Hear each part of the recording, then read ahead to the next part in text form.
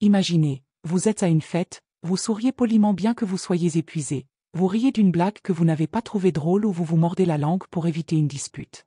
Ces petits moments de la vie quotidienne révèlent une vérité plus profonde. Beaucoup d'entre nous ont du mal à être authentiques avec les autres. Que ce soit par habitude, par peur ou pour se protéger, nous nous cachons souvent derrière des versions soigneusement élaborées de nous-mêmes. La difficulté à s'exprimer véritablement provient de rôles sociaux profondément ancrés, d'une peur primitive du rejet et de défenses psychologiques inconscientes qui déforment la façon dont nous nous présentons. L'exploration de ces forces, les masques que nous portons, l'instinct d'exclusion et les tactiques cachées de l'esprit pour protéger notre ego, peut nous aider à comprendre pourquoi l'authenticité nous échappe tant, même lorsque nous en avons le plus besoin. Dès notre réveil, nous entrons dans différents rôles, parents, employés, amis, partenaires, chacun avec ses propres règles et attentes tacites. La société nous transmet très tôt ses scripts, en nous apprenant, par des indices subtils ou des exigences explicites, comment nous devrions nous comporter dans différents contextes. Le sociologue Erving Goffman a comparé cela au théâtre, où la vie est une scène et où chaque interaction sociale est une représentation soigneusement répétée. Nous ajustons non seulement nos paroles, mais aussi notre comportement tout entier, en modulant notre ton, notre posture, voire notre rire, pas nécessairement par tromperie, mais parce que ces rôles nous semblent nécessaires à un fonctionnement social harmonieux et à l'acceptation. Pourtant, cette performance constante a un coût psychologique important. Nous nous surveillons sans relâche, nous engageons dans ce que les psychologues appellent la gestion de l'impression, en choisissant des mots pour éviter d'offenser, en supprimant les réactions authentiques pour maintenir l'harmonie, ou en amplifiant certains traits de caractère pour correspondre à un moule attendu. Certains appellent cela le masquage, une modification délibérée du comportement pour se conformer aux normes sociales. D'autres se font inconsciemment le miroir de ceux qui les entourent, absorbant et reflétant les comportements du groupe jusqu'à ce que leur moi authentique devienne flou.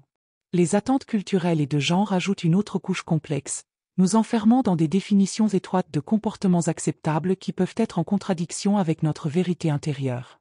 Plus nous jouons de rôle, plus la performance devient épuisante et plus il est difficile de se rappeler qui nous sommes vraiment sous les couches de conditionnement social. Notre peur profonde du rejet n'est pas irrationnelle, elle est ancrée dans notre biologie évolutive. Pour nos ancêtres, l'exil de la tribu pouvait littéralement signifier la mort, car la survie dépendait de la cohésion du groupe. Aujourd'hui, même si les enjeux sont moindres, cette terreur primitive persiste dans notre système nerveux, se manifestant par un cœur battant avant de prendre la parole lors d'une réunion, une mâchoire serrée lorsqu'il s'agit de retenir des opinions controversées ou un travail mental épuisant consistant à analyser chaque interaction pour y déceler d'éventuels faux pas sociaux. Nous sommes devenus extrêmement sensibles à la désapprobation, qu'elle soit réelle ou imaginaire, et nous nous modelons instinctivement pour l'éviter. Cette hypersensibilité au jugement social façonne notre comportement de manière profonde et souvent invisible.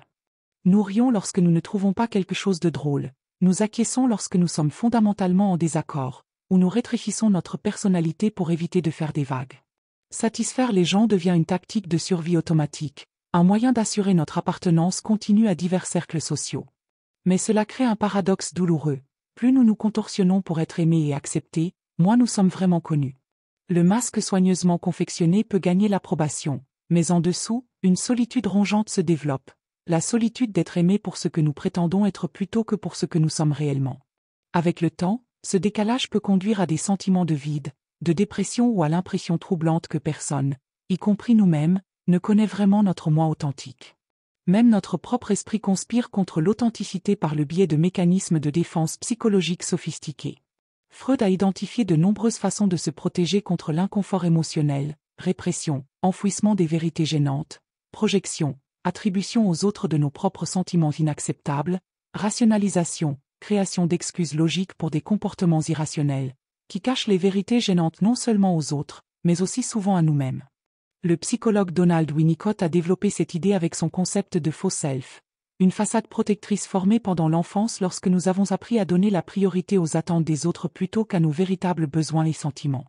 Au fil des années de conditionnement social, ce faux self devient de plus en plus élaboré, tandis que le vrai self s'enfonce plus profondément, masqué par des couches d'adaptation et de performance. Cette division interne crée une agitation psychologique discrète mais persistante.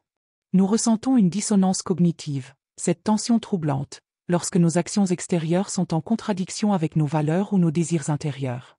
L'effort de faire semblant en permanence nous pèse, mais la peur d'abandonner l'acte nous semble encore plus terrifiante. Ce phénomène peut prendre la forme d'un vague sentiment d'insatisfaction, d'une impression d'être coincé dans sa propre vie ou d'un épuisement dû à l'entretien de plusieurs personnalités. Il en résulte un sentiment d'identité fracturée, où l'expression authentique commence à ressembler à un luxe dangereux que nous ne pouvons pas nous permettre.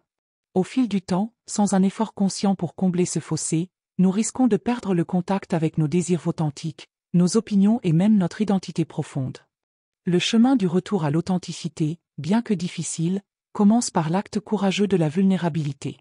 Les recherches approfondies de Brené Brown révèlent qu'une véritable connexion exige de prendre le risque de s'exposer, de se montrer avec ses défauts, ses incertitudes et ses vérités non polies. Cela implique d'avoir des conversations difficiles, de fixer des limites et parfois de faire face à la désapprobation lorsque nous cessons de plaire aux gens.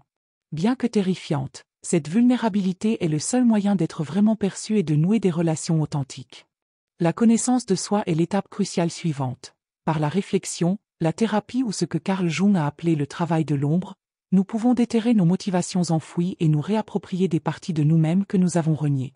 Ce processus implique l'examen de nos comportements automatiques, la remise en question de nos hypothèses les plus profondes et la confrontation en douceur avec les aspects de nous-mêmes que nous avons évités. Pourtant, personne ne parvient à vivre de manière authentique dans l'isolement. L'authenticité se développe dans des environnements de sécurité psychologique, des espaces où les erreurs sont considérées comme des opportunités d'apprentissage plutôt que comme des échecs, où les différences sont respectées plutôt que simplement tolérées, et où les masques peuvent progressivement tomber sans crainte d'un jugement sévère. Ces environnements peuvent être cultivés dans les amitiés grâce à une vulnérabilité mutuelle, dans les familles grâce à un regard positif inconditionnel et sur le lieu de travail grâce à un leadership qui valorise la transparence et l'intelligence émotionnelle.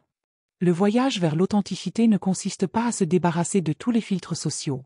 Après tout, un certain degré d'adaptation est nécessaire pour une vie harmonieuse, mais à développer le discernement nécessaire pour savoir quand un rôle nous sert et quand nous servons le rôle, et à avoir le courage, le cas échéant, de nous montrer tels que nous sommes, imparfaits mais authentiques.